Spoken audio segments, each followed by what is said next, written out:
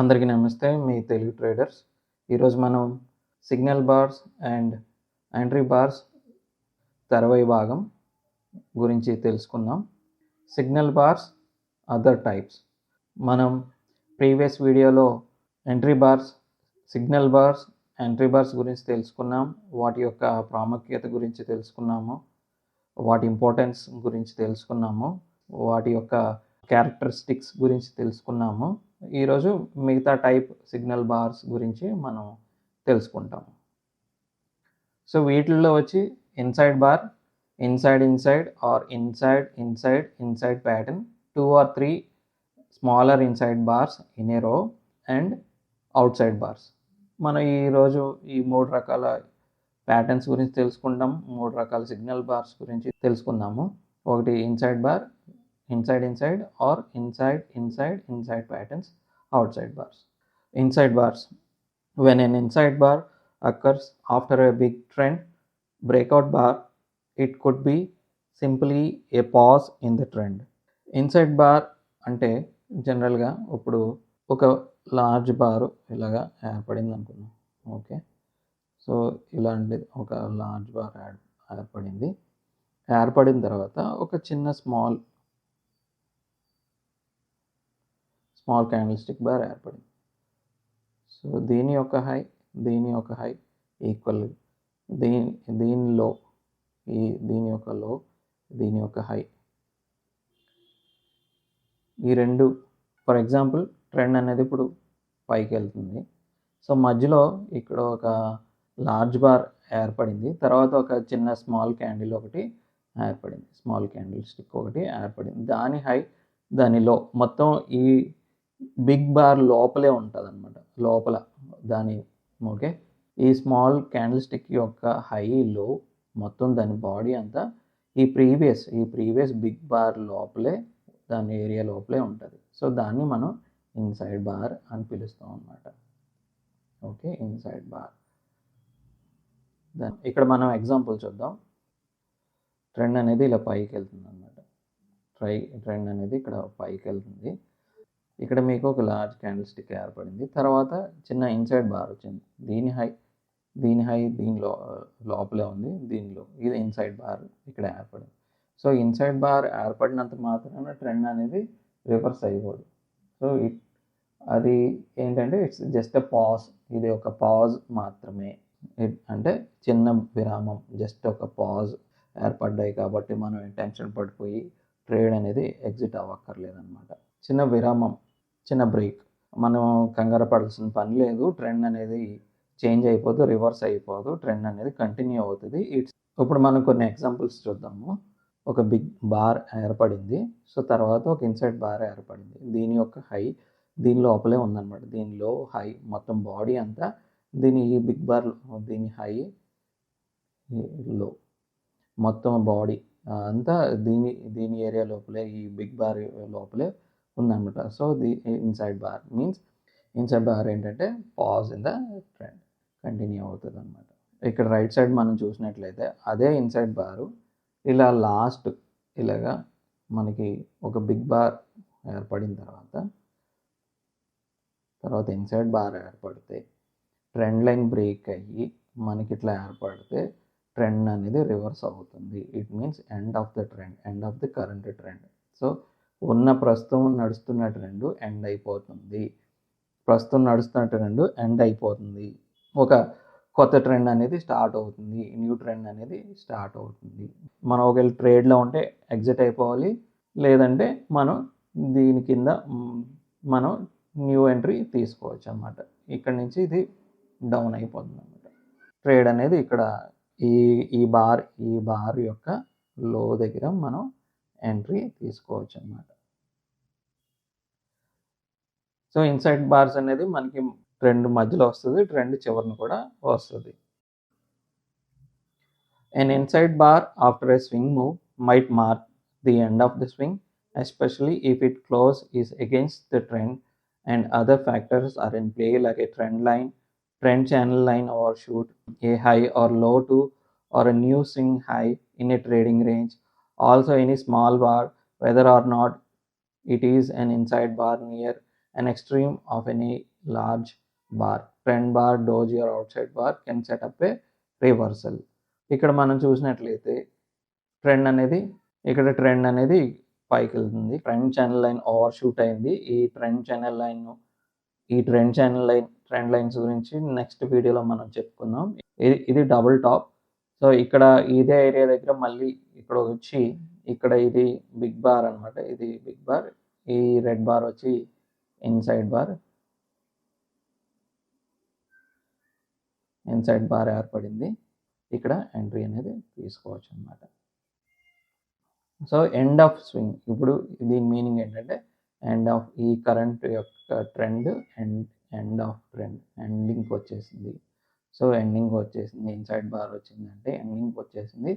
Especially if the last bar is a big or large candlestick bar అయితే తర్వాత వచ్చే inside bar మనకి కొత్త ట్రెండ్ అంటే రివర్సల్ తీసుకోవచ్చు అనమాట. ఇది ఒక రివర్సల్ ప్యాటర్న్.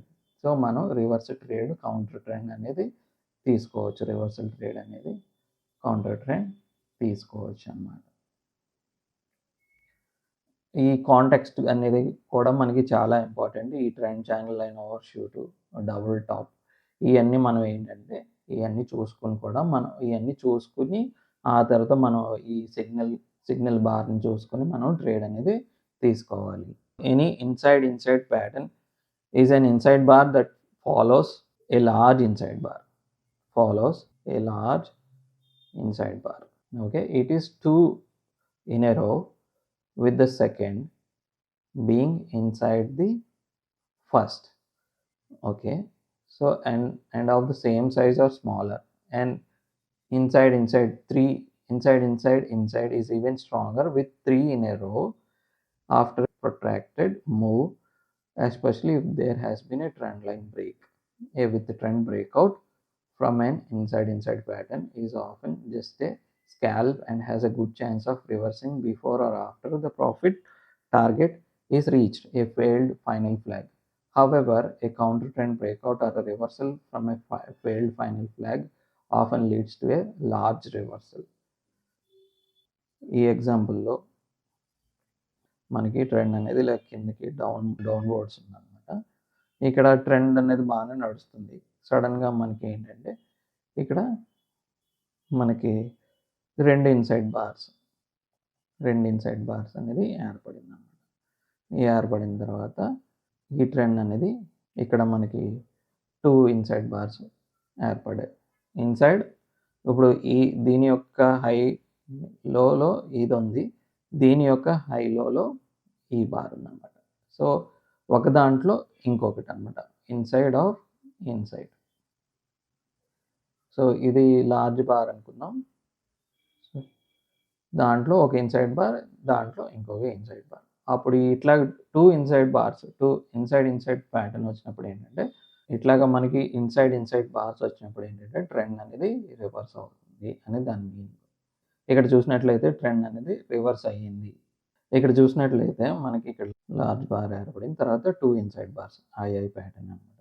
ఐఐ ప్యాటర్న్ వచ్చి ట్రెండ్ అనేది it's means pause in the trend అనేది కంటిన్యూ. అదే ఇన్సైడ్ బార్స్ ట్రెండ్ చివరిలో మనకు ఒక ట్రెండ్ లైన్ బ్రేక్ ఉంది, మనకి ట్రెండ్ లైన్ బ్రేక్ అయ్యి చివరిలో వచ్చిందంటే లాస్ట్లో ఒక సర్టన్ పీరియడ్ టైం తర్వాత ఇలా 2 ఐఐ ప్యాటర్న్ వస్తే ట్రెండ్ అనేది రివర్స్ అవుతుంది. మనం రివర్సల్ ట్రేడ్ అనేది తీసుకోవాలి అన్నమాట. ఇన్సైడ్ బార్స్లో మనం ఇప్పుడు ఇన్సైడ్ 3 ఇన్సైడ్ బార్స్ ఏర్పడినప్పుడు 3 ఇన్సైడ్ బార్స్ ప్యాటర్న్ అనమాట.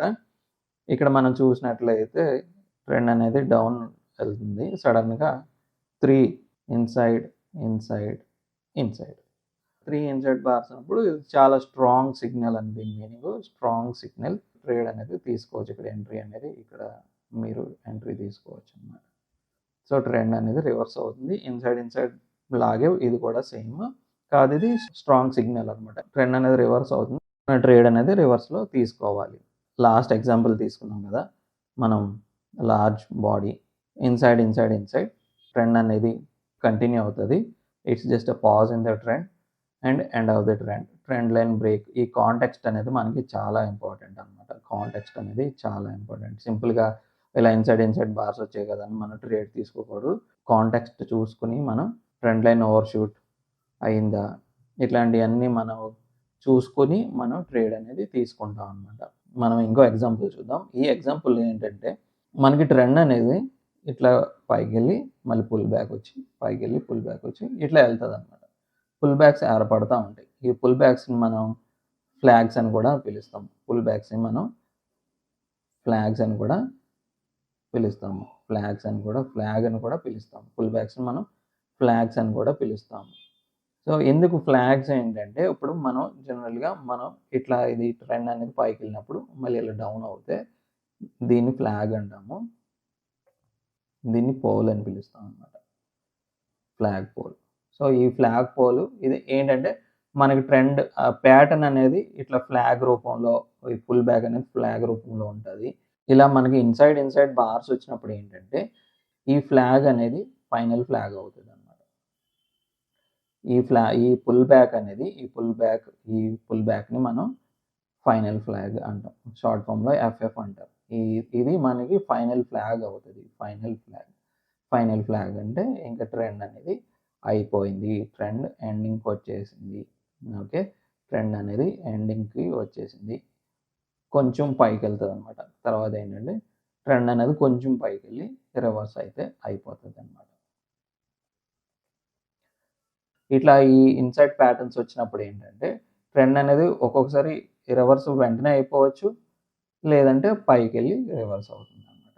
సో రివర్సల్ అనేది ఖచ్చితంగా అవుతుంది, కానీ వెంటనే అవుతుందా, కొంచెం పైకి వెళ్ళిన తర్వాత అవుతుందా అనేది మనం వెయిట్ చూసుకుని ట్రేడ్ అనేది తీసుకోవాలి. మనం అవుట్ సైడ్ బార్స్ చూద్దాము. If an outside bar occurs as a second entry in a strong reversal from a trend line break or trend channel line overshoot, it can be an excellent entry bar.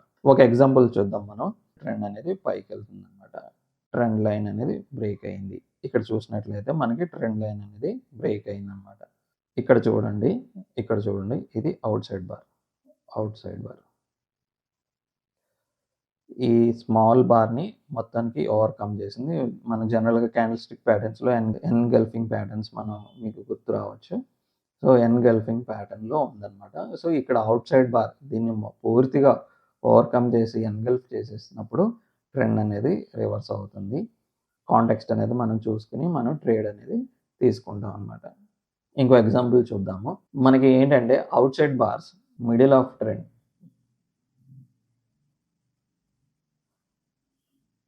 ట్రెండ్లో ఏర్పడితే trend అనేది continue అవుతుంది.